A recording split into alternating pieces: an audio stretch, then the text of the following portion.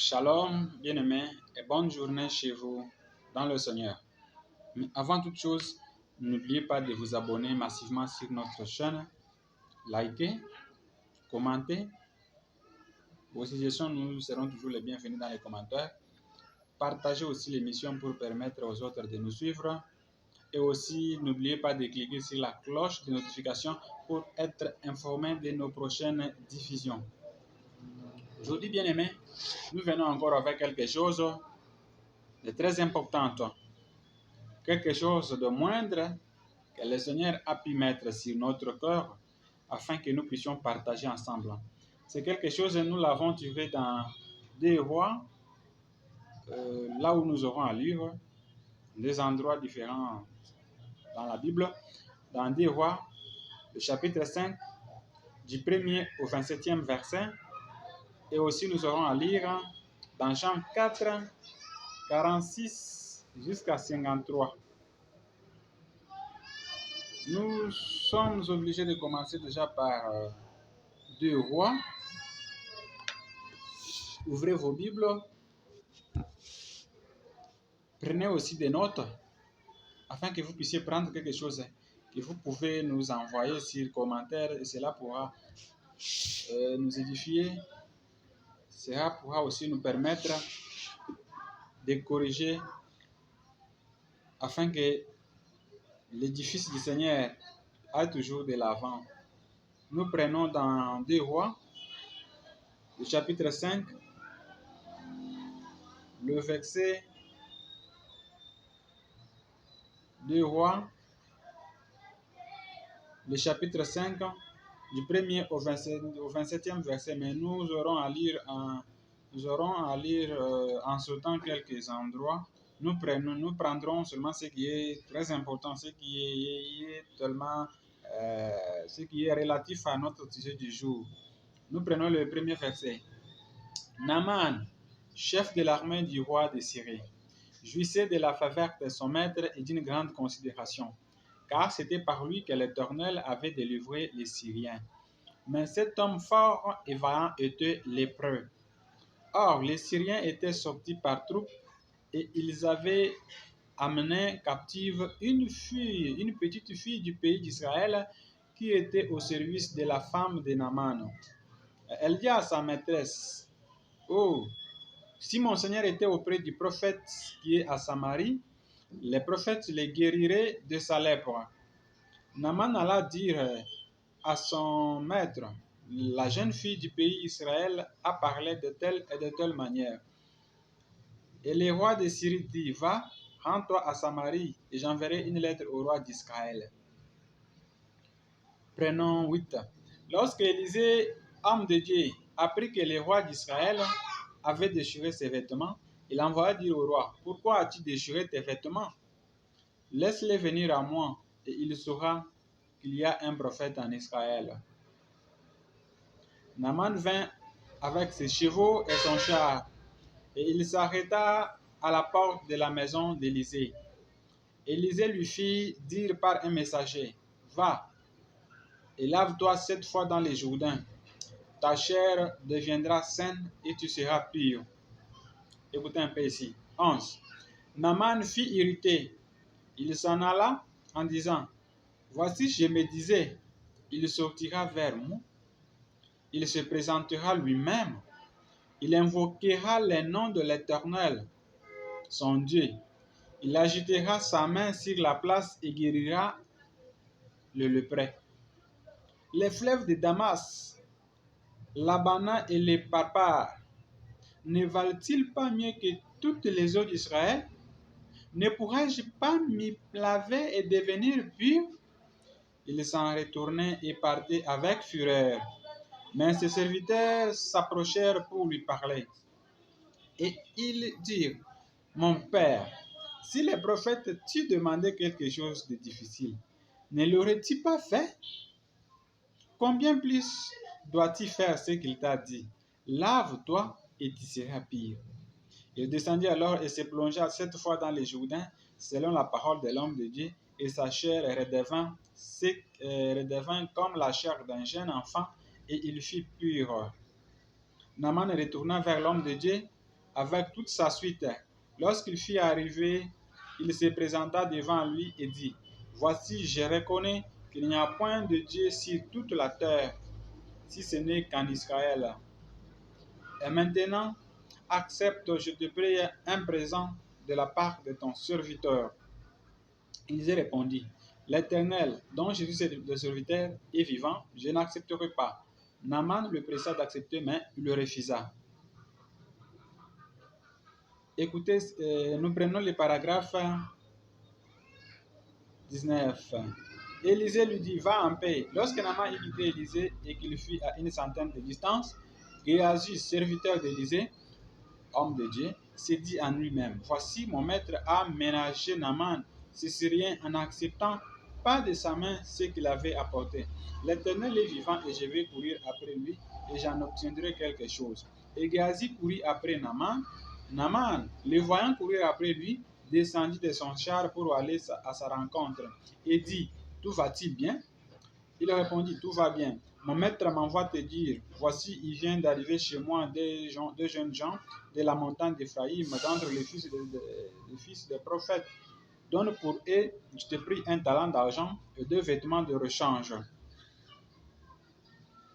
Naaman dit, « Consent à prendre 2 talents, et le pressa, il serra 2 talents d'argent dans 2 sacs, donnant 2 habits de rechange, et les fit porter devant Géasi par 2 de ses serviteurs. Arrivé à la colline, Géasi le prit de leurs mains et les déposa dans la maison, et il renvoya les gens qui partirent. Il renvoya ces gens qui partirent. Puis il alla se présenter à son maître. Élisée lui dit, « D'où vient-il, Géasi ?» Il répondit, « Ton serviteur n'est allé ni d'un côté ni de l'autre. » Mais Élisée lui dit, « Mon esprit n'était pas absent lorsque cet homme a quitté son char pour venir à ta rencontre. Est-ce le temps de prendre de l'argent et de prendre des vêtements? Oui, des oliviers, des vignes, des brebis, de bœufs, des serviteurs et des servantes? La lèpre de Naaman s'attachera à toi et à ta postérité pour toujours. » Et Géasi sortit de la présence d'Élisée avec une lèpre comme la neige.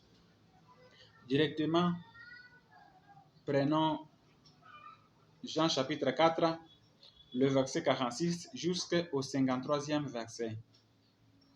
Qu'est-ce que la Bible dit?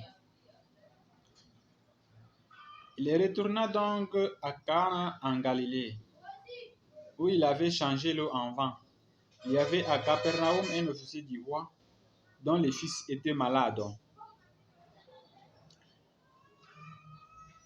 Ayant appris que Jésus était venu de Judée en Galilée, il alla vers lui et le pria de descendre et de guérir son fils qui était près de mourir. Jésus lui dit, « Si vous ne voyez de miracles et de prodiges, vous ne croyez point. » L'officier du roi lui dit, « Seigneur, descends avant que mon enfant meure. » « Va, lui dit Jésus, ton fils vit. » Et cet homme crut à la parole que Jésus lui avait dite, et il s'en alla. Comme déjà il descendait, ses serviteurs venant à sa rencontre lui apportèrent cette nouvelle, ton enfant vit. Il leur demanda à quelle heure il s'était trouvé mieux, et ils lui dirent, hier à la 7e heure, la fièvre l'avait quitté. Le père reconnut que c'était à cette heure-là que Jésus lui avait dit, ton fils vit. Et il crut, lui et toute sa maison. Jésus fit encore ces seconds miracles lorsqu'il fit venir de Judée en Galilée.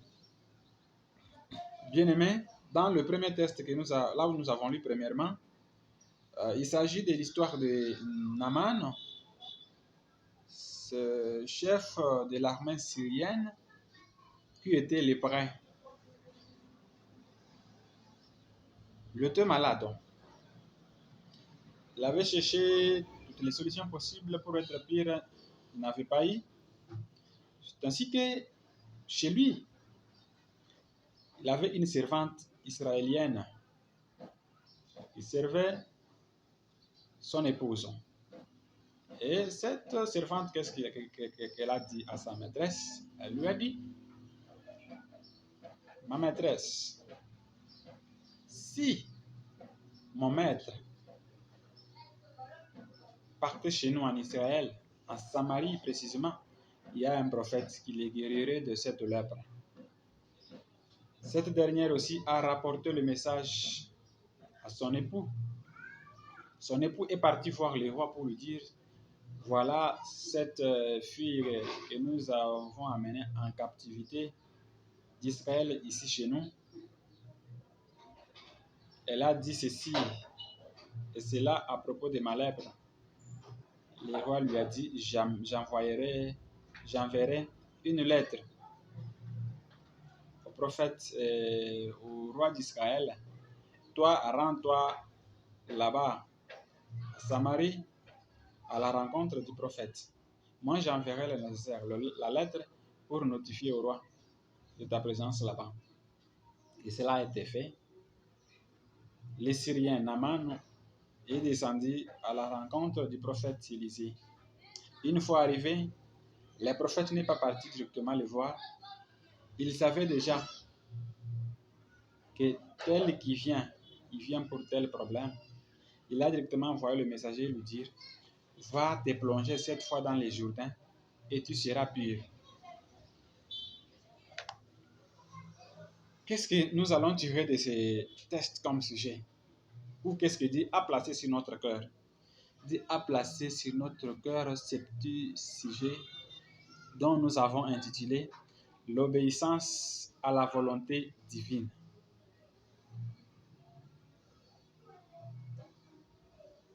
La volonté divine, c'est quoi? La volonté divine, c'est ce que Dieu veut que nous fassions. C'est ce que Dieu attend de nous, que nous fassions vis-à-vis de ce que lui fait, vis-à-vis de ses orientations à lui. Ici, nous voyons que les prophètes, plutôt les chefs de l'armée syrienne, le prophète, les chefs Naaman, quand il est arrivé, pour lui, il s'attendait à ce que Élisée puisse venir l'accueillir avec honneur parce qu'il était un prestigieux. Il s'attendait à cela, à des honneurs. Mais il a été surpris et il s'est senti déshonoré parce que le prophète lui a envoyé un messager lui dire va te plonger cette fois dans les Jourdains. Et les Jourdains qui étaient une eau sale, une eau boueuse. Naaman s'est dit, mais tiens, pourquoi ces messieurs doivent me faire des histoires comme ça? Chez nous là-bas, il y a des eaux de Palpar, il y a des eaux de ceci et de cela, qui sont très claires, plus que, et ces eaux-là valent mieux que les eaux d'Israël.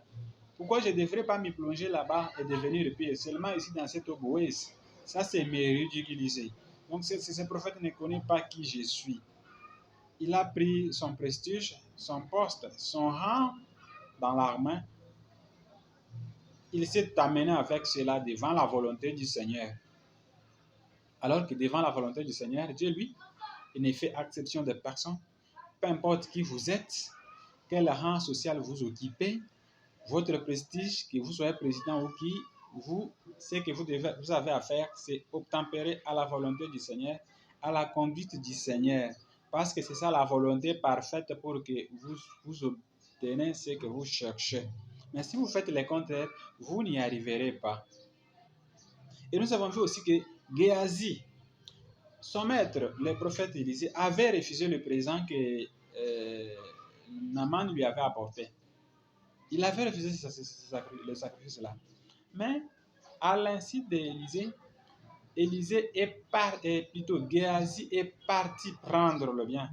En employant même le mensonge, mon maître m'envoie, donne-moi ceci et cela. Il est parti. Et dès qu'il est revenu auprès d'Élisée, Élisée lui demande, où étais-tu parti? Mais il lui dira, ton serviteur n'est allé d'un côté ni de l'autre côté. Il a menti après avoir désobéi parce que Élisée lui ne voulait pas prendre ça. mais lui a désobéi à ça. Il est parti en cachette prendre cela. Il y a une désobéissance à cause de la cupidité et de la désobéissance, du mensonge. Il fit maudire lui et toute sa postérité bien-aimée. Et aussi cela pour toujours. Il fut frappé de la lèpre de Naaman. Élisée lui a dit, la lèpre de Naaman s'attachera à toi et à toute ta postérité. Nous aurons à lire les prophètes. Nous n'avons pas à dire, nous n'avons pas à vous dire, nous allons suivre ce que les prophètes nous disent. Nous allons prendre les expériences. Les expériences, cherchons. Je pense que vous êtes en train de prendre des notes. Nous allons prendre les expériences. Une prédication du 7 décembre 1947. Les expériences.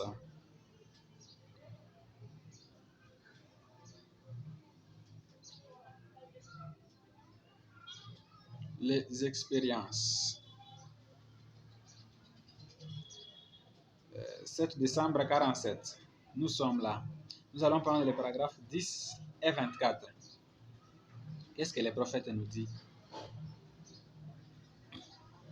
Au paragraphe 10, qu'est-ce qu'il dit? Hey, mais le problème, c'est ma propre nature. J'aime écouter et j'aime aider tout le monde autant que possible. En faisant cela, je laisse ma nature s'éloigner de Dieu. Ne le voyez-vous pas? Ma volonté concernant ces choses n'est pas toujours la volonté de Dieu là-dessus. 24.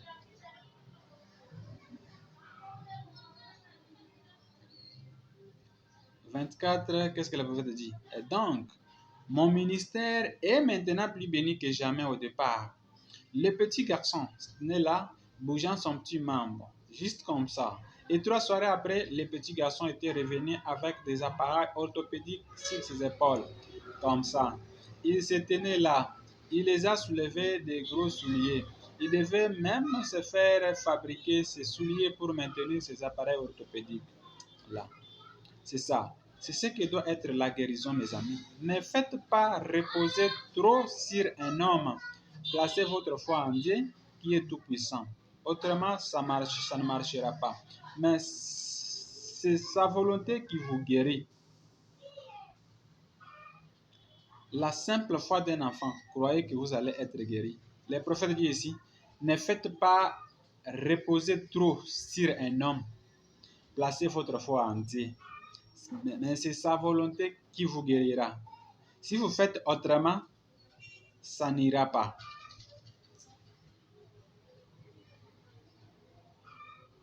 Ici, qu'est-ce que les prophètes veulent nous dire? Les prophètes veulent nous dire ceci. N'ayons pas l'habitude de reposer trop sur l'homme, mais cherchons d'abord la volonté de Dieu. Avant de faire quoi que ce soit, cherchons la volonté de Dieu pour ceci ou cela. Et la volonté de Dieu que nous cherchons, que ce ne soit pas une volonté permissive, parce qu'il y a la volonté permissive et la volonté parfaite. Mais cherchons la volonté parfaite de Dieu. Parce que la volonté parfaite, ça, c'est ce que Dieu veut que nous fassions plutôt. Nous aurons à suivre les prophètes expliquer cela. Mais la volonté permissive, c'est comme si nous imposons à Dieu de suivre ce que nous voulons qu'il puisse faire pour nous. Parce que, prenons un peu les mots permissifs même. Qu'est-ce qu'il dit? Les mots permissifs dit, c'est quelque chose qui a tendance à tolérer ou qui manifeste plutôt une grande tolérance à l'égard des attitudes non conformistes. Vous comprenez? Donc, c'est quelque chose qui n'est pas lié à la conformité de quelque chose, qui n'est pas conforme à quelque chose, mais qui accorde seulement, qui a une grande tolérance tout simplement à l'égard des attitudes qui sont non conformistes. Donc, c'est une volonté qui n'a pas de conformité. C'est juste à cause peut-être de votre impatience, de votre impatience que ça peut arriver que Dieu puisse vous accorder cela dans sa volonté permissive.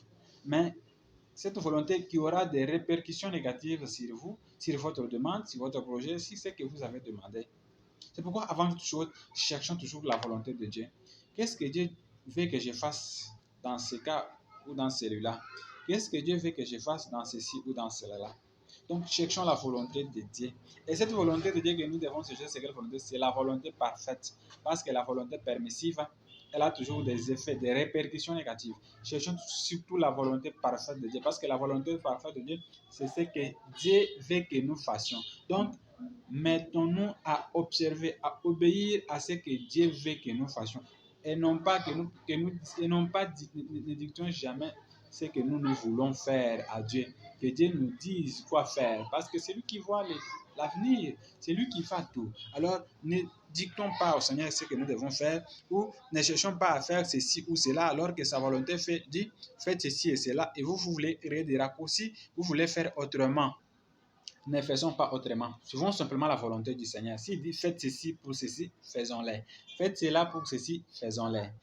Ne cherchons pas à nous mettre devant lui pour dire moi je suis tel, est-ce que je saurais faire ça à mon rang ici, moi ici avec mon prestige ici, avec les postes que j'occupe, moi aussi ici tel que je suis, je peux faire ça. N'ayons pas cette habitude-là parce que devant Dieu, Dieu ne fait exception de personne à ce qui concerne sa volonté parfaite. Il ne fait exception de personne. Peu importe votre prestige, peu importe votre rang social, vous êtes obligé de chercher, de suivre et obéir à la volonté parfaite du Seigneur. Il n'accepte pas même que vous puissiez créer des raccourcis. S'il a dit ceci ou cela, vous suivez tout simplement. Ne créez pas de raccourcis. Si vous créez des raccourcis, vous aurez à regretter et à pleurer plus tard. Ne créez pas de raccourcis. Comme Naaman voulait faire. Naaman, qu'est-ce qu'il voulait faire? Il voulait dire que, il disait, chez nous en Syrie, il y a des eaux qui valent mieux plus que les eaux d'Israël. Pourquoi il ne devrait pas me dire de me plonger là-bas afin que je devienne pur? Mais c'est moi ici dans cette eau boueuse. Cette eau boueuse-là, c'était ça la voie que Dieu avait pourvue à sa guérison. C'était la voie que Dieu, c'était la volonté parfaite de Dieu.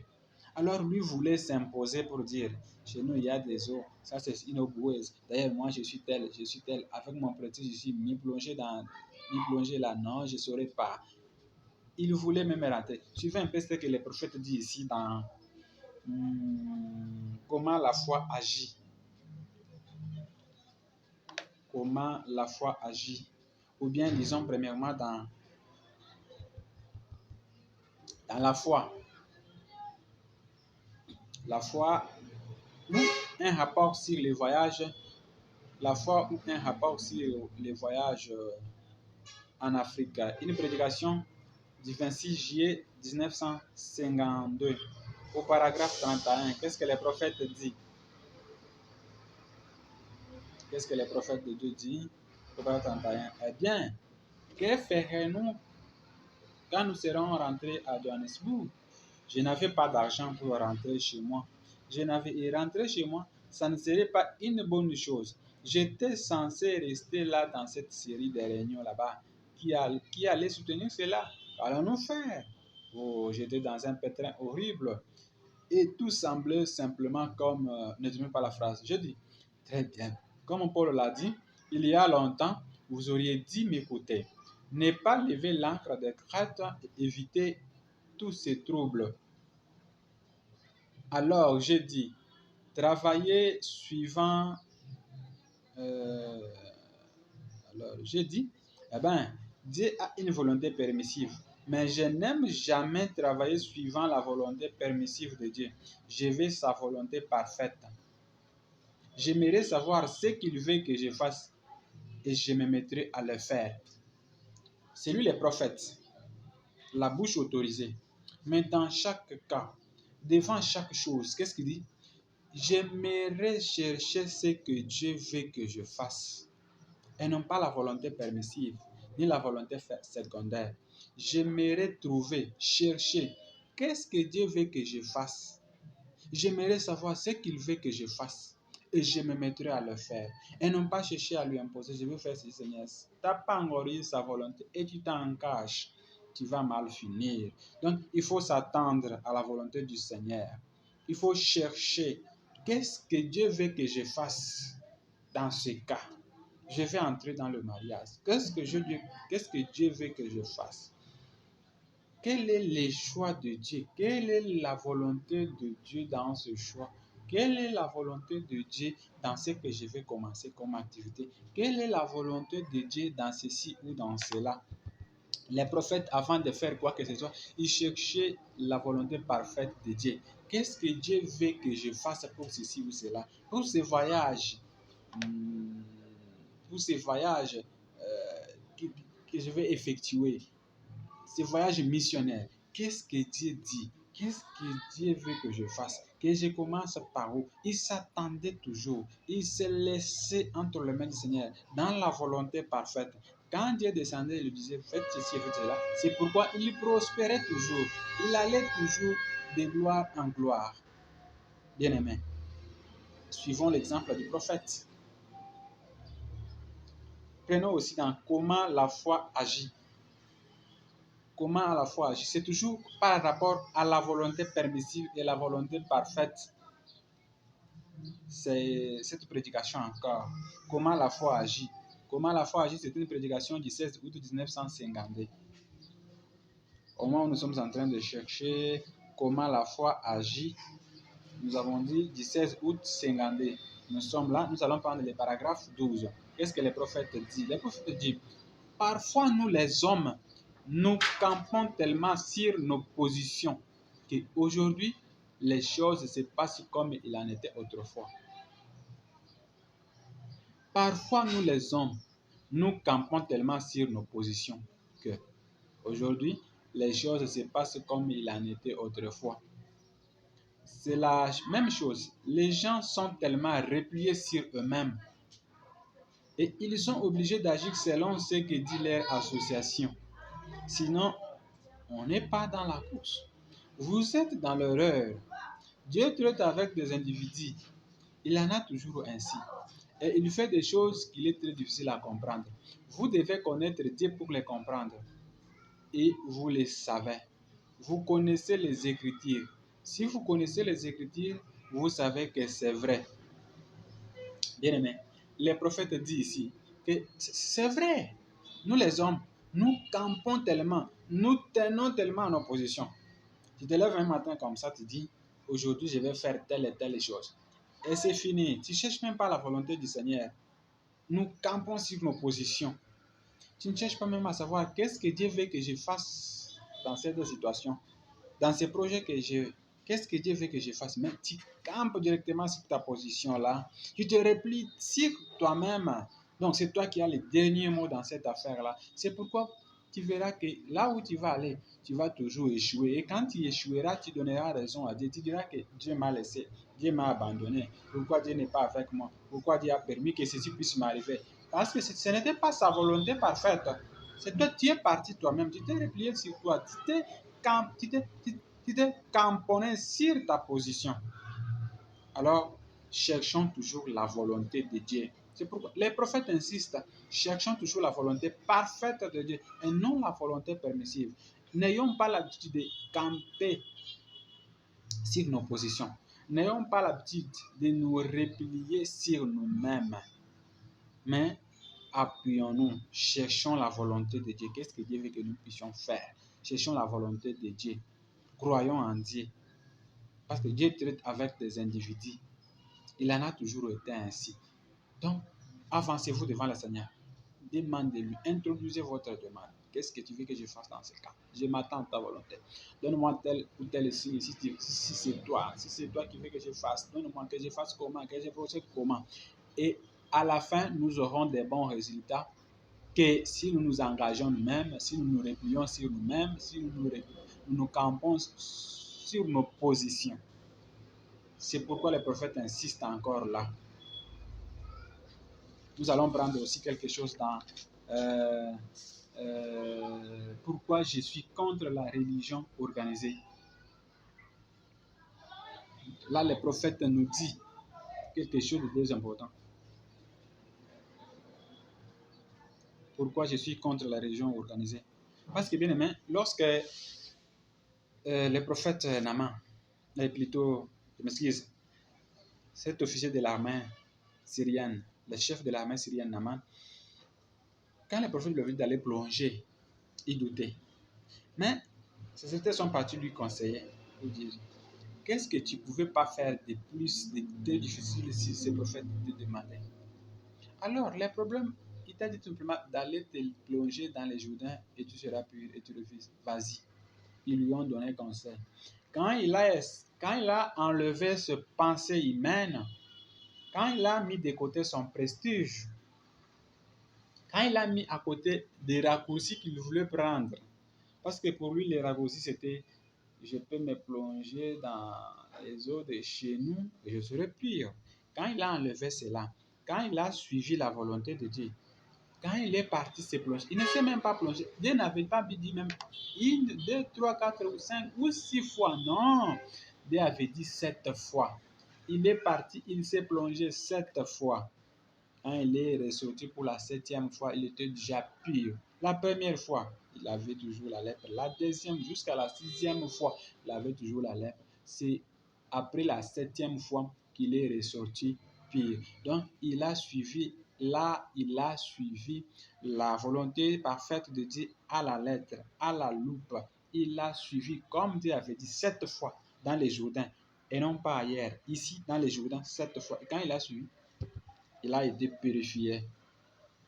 Et qu'est-ce que le prophète nous dit? Nous prenons dans Pourquoi je suis contre la religion organisée, une prédication du 11 novembre 1962. Pourquoi je suis contre une religion organisée? Nous cherchons l'endroit. Pourquoi je suis contre une religion organisée?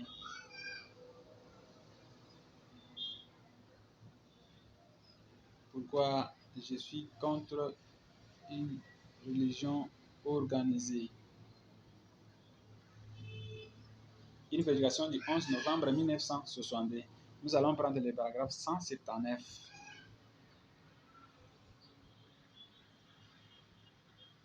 Qu'est-ce que le prophète dit? À propos des raccourcis, à propos des prestiges, le prophète dit ceci. 179. Nous y voilà. Naaman voulait se débarrasser de sa lèpre dans les eaux de son propre pays. Il n'avait pas aimé les eaux boueuses du Jourdain. Mais si jamais il devait se débarrasser de sa lèpre, il devait entrer dans cette boue, exactement tel qu'il lui avait dit les prophètes. Vous voyez, Dieu ne fait exception de personne.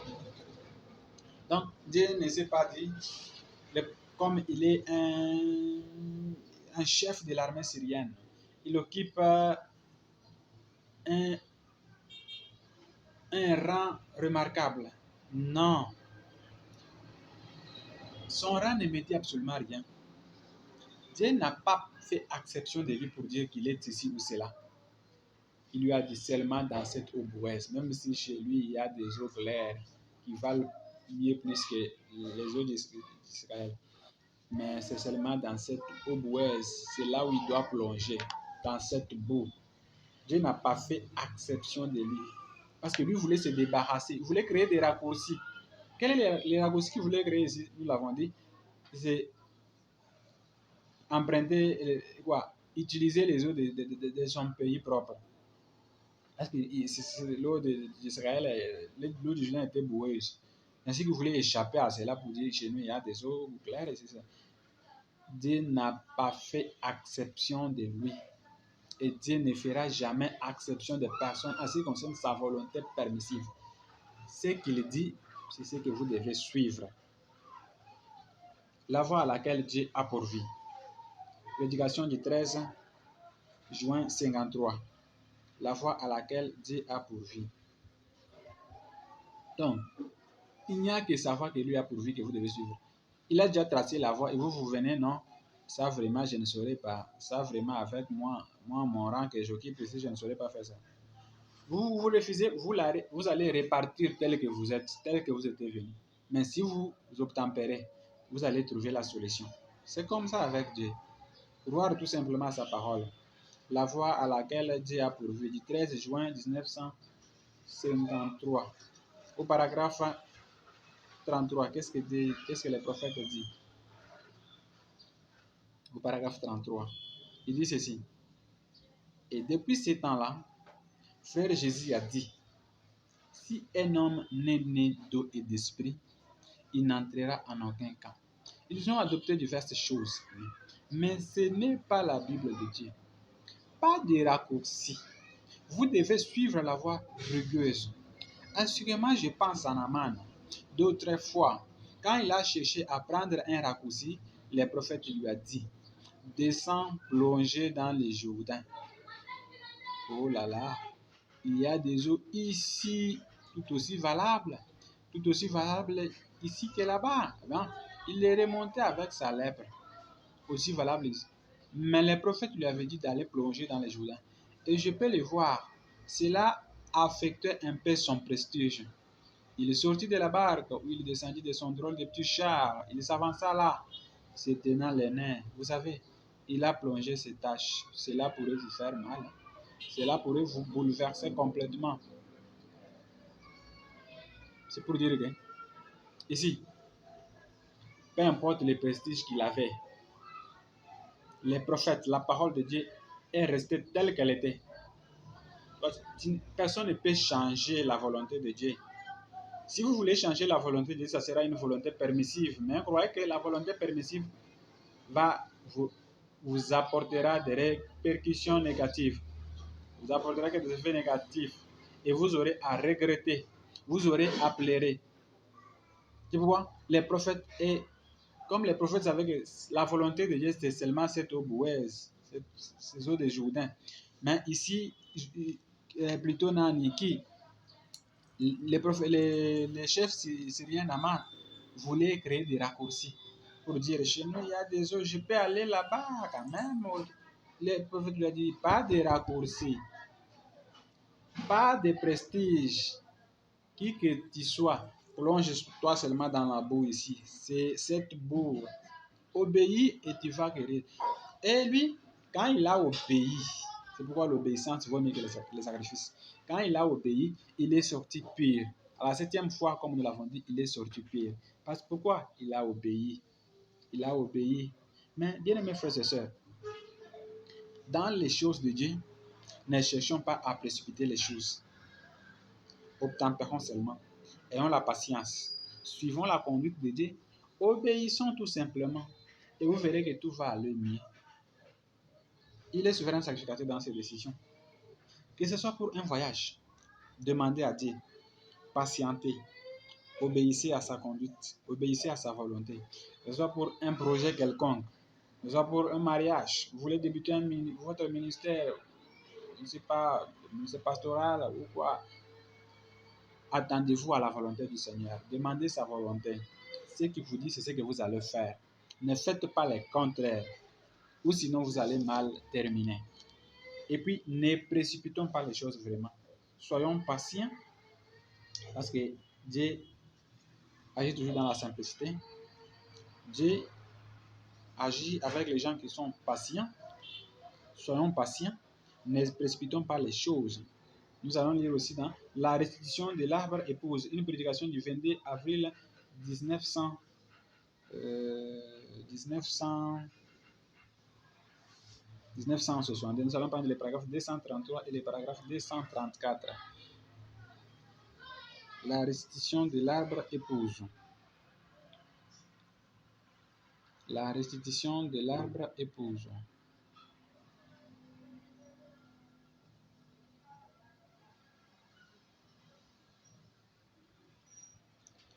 Nous allons prendre les paragraphes 233 jusqu'à 234.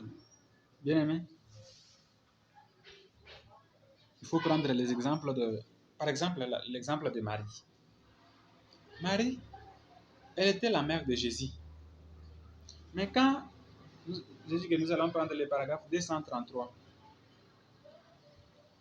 Jésus leur avait fait une promesse que vous allez attendre dans la chambre haute pour cela que l'Esprit consolateur viendra sur vous, sur chacun de vous. Marie ne s'est pas dit, moi je suis la mère de Jésus. moi je suis ceci ou cela. L'Esprit viendra sur moi. Elle a suivi ce que le Seigneur a dit. Dans la chambre haute. Où? Dans la chambre haute. Faire quoi? Attendre. Patienter là-bas. Jusqu'à tel point où l'Esprit viendra sur vous. Elle est partie attendre aussi là-bas avec les autres. Les 120. Ils ont attendu là-bas, tous, dans l'attente de l'Esprit consolateur. Marie ne s'est pas dit, moi, je suis prestigieuse. Je suis la mère de Jésus. Non, elle a obéi. Mais si la mère de Jésus a obéi, elle a patienté aussi. À combien plus forte raison, toi et moi, qui sommes toujours impatients, ne soyons pas impatients. Soyons comme Marie, qui a pu attendre aussi la promesse dans la chambre haute, qui a obéi à la voix du Seigneur. Et à la fin, elle a eu le Saint-Esprit, l'Esprit consolateur. La volonté parfaite est descendue sur elle et sur tout le monde. C'est quand le moment que Dieu a fixé vient que ça se réalise selon sa propre volonté. Comme ce jour-là dans la chambre haute. L'autre exemple est celui que nous avons lu ici dans Jean 4, le chapitre 4, verset 46 à 53, à propos de cet officier. Cet officier, il était venu chercher Jésus pour qu'il puisse aller chez lui afin de prier pour son enfant qui était dans l'agonie déjà. Pour lui, il s'attendait que Jésus allait partir avec lui. Mais Dieu avait pourvu déjà autre voie. Quelle était la voie? Jésus a prononcé seulement la parole. Va, ton fils vit. Et qu'est-ce que l'homme a fait? Quand Jésus a dit cette parole, ce que j'apprécie ici, c'est quoi? L'obéissance et la foi. L'homme a cru, il a obéi à la parole du Seigneur et il est parti. Il a cru que son fils vit comme le Seigneur lui avait dit. En partant, il est parti rencontrer ses serviteurs en cours de route qui lui apportèrent comme message, ton fils vit. Quand il leur demande à quelle heure, la fièvre l'a quitté hier à la 11e heure. Donc l'heure à laquelle Jésus lui avait dit que ton fils vit.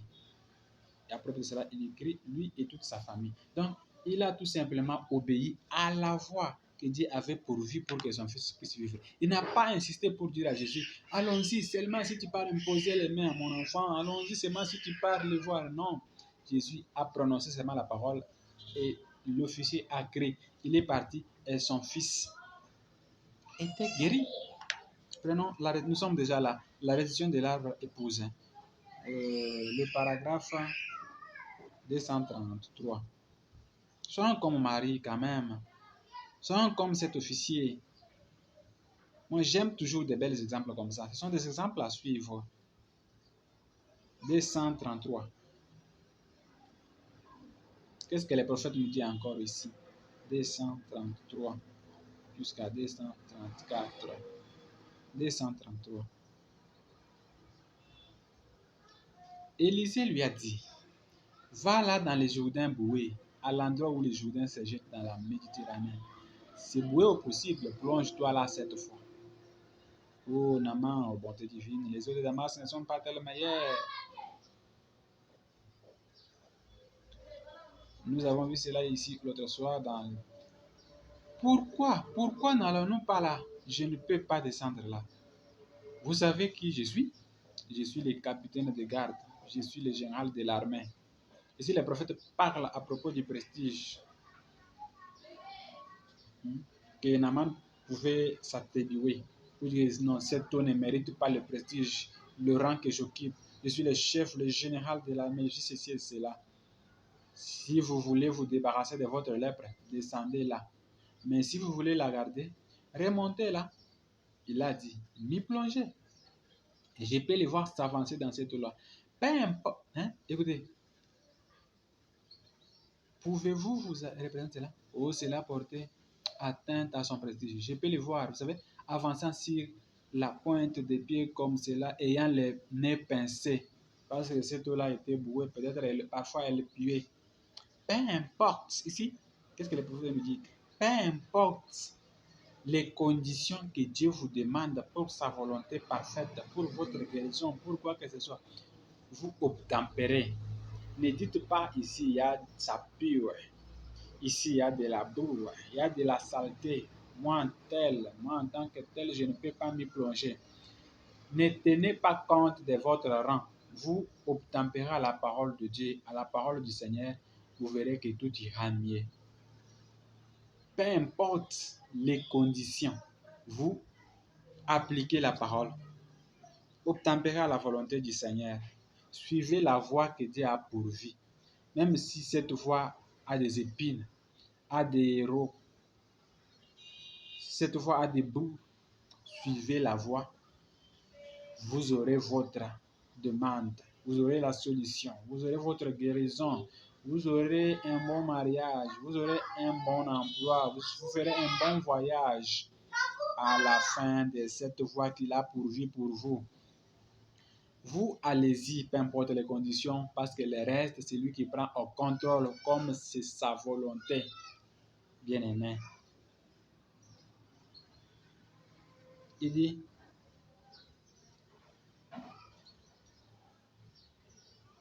c'est de cette manière que certaines personnes essaient de venir à Christ. J'aimerais être guéri. J'aimerais aller au ciel. Mais qu'arriverait-il si les autres ont cette ère-là? Oh, vous hypocrites. Vous ne recevez jamais cela de toute façon. C'est tout ce qu'il en est de toute façon. Vous voyez? Vous ne recevez jamais cela. Ne vous en faites pas. Vous n'en voulez pas encore assez, c'est vrai. Vous n'en voulez pas encore assez, c'est exact. Dès que vous serez prêt à recevoir cela, vous le recevrez bien. Nous limitons un peu ici pour cette prédication. Donc, peu importe les conditions, croyons à la parole, avançons, suivons la voie que Dieu a pourvue.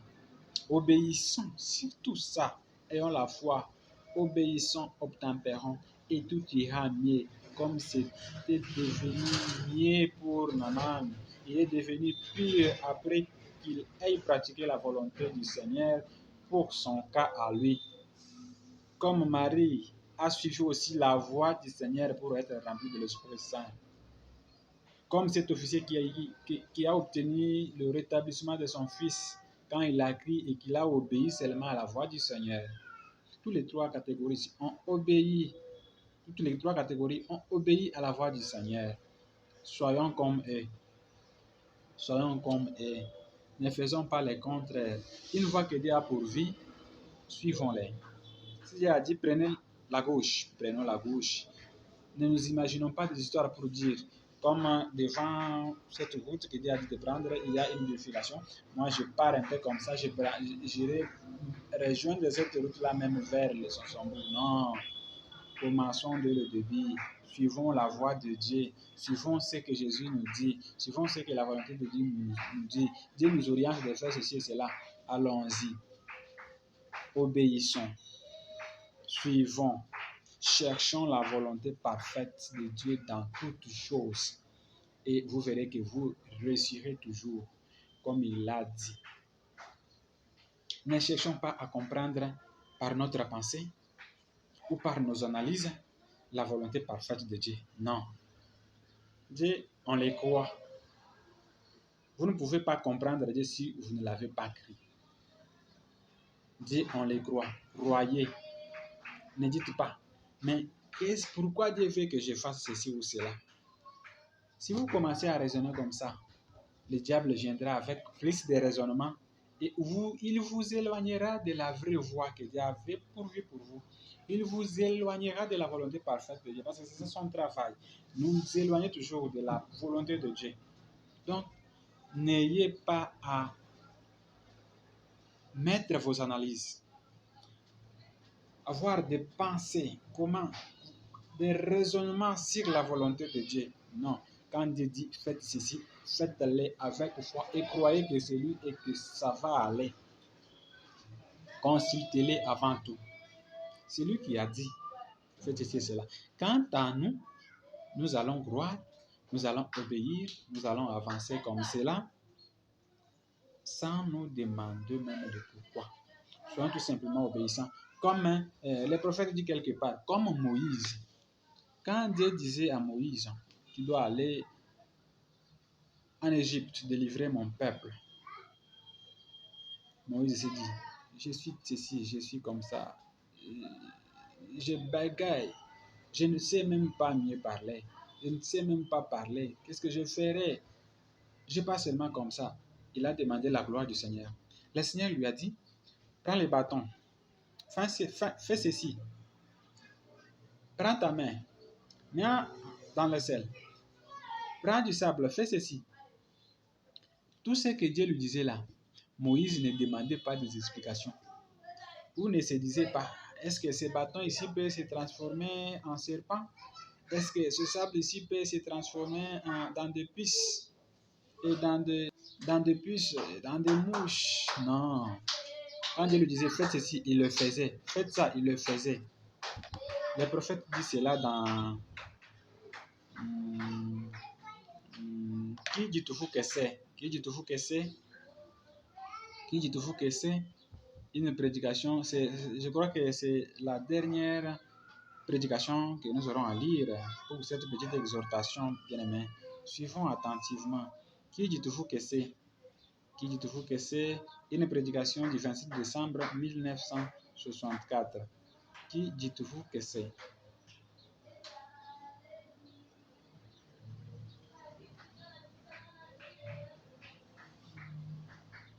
Qui dit tout que c'est? Nous avons dit du 27 décembre 1964 au paragraphe 125 jusqu'au paragraphe 127. 125 à 127. 125. Le prophète dit, c'est à propos de Moïse. Moïse se tenait là, près de ces buissons ardents et de la gloire de la Shekinah.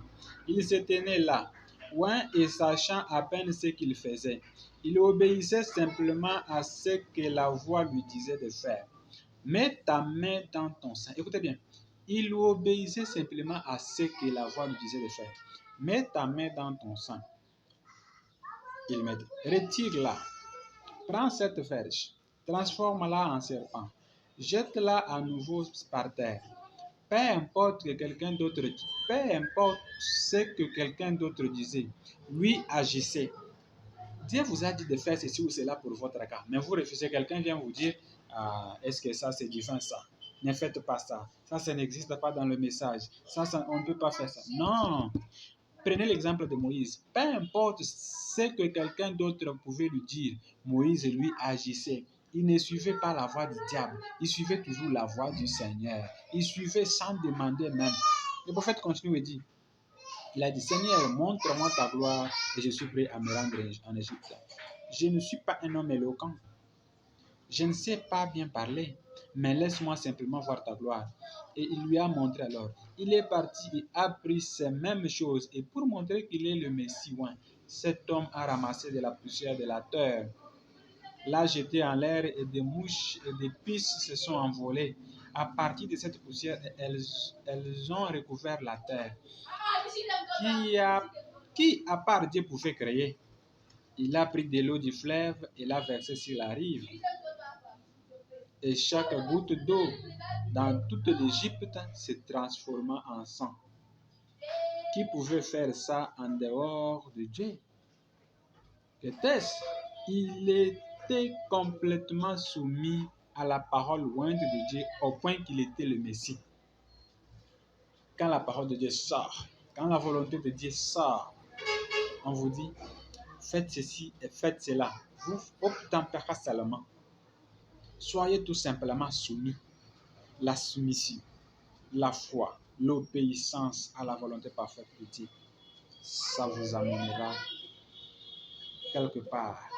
Les Égyptiens ont essayé de rejeter cela de cette manière-ci. Les incroyants ont essayé de rejeter cela. Les soi-disant croyants ont essayé de leur plan. Mais la parole de Dieu les a amenés tout droit vers le pays promis. C'est vrai. Ils étaient loin. Il était le Messie. Donc, bien-aimés, soyons soumis à la parole du Seigneur. Ça nous amènera à notre promesse. Ça nous amènera loin. Au pays promis, dans le pays promis. Suivons la volonté de Dieu. Soyons obéissants, bien-aimés, parce que l'obéissance vaut mieux que les sacrifices. Suivons Dieu. dans toutes ses voies. Suivons la voie qui lui a pourvue pour chaque cas que nous avons. Si nous avons une maladie et que nous voulons qu'on prie pour nous, s'il a dit imposez-lui les mains, inclinons la tête devant sa volonté.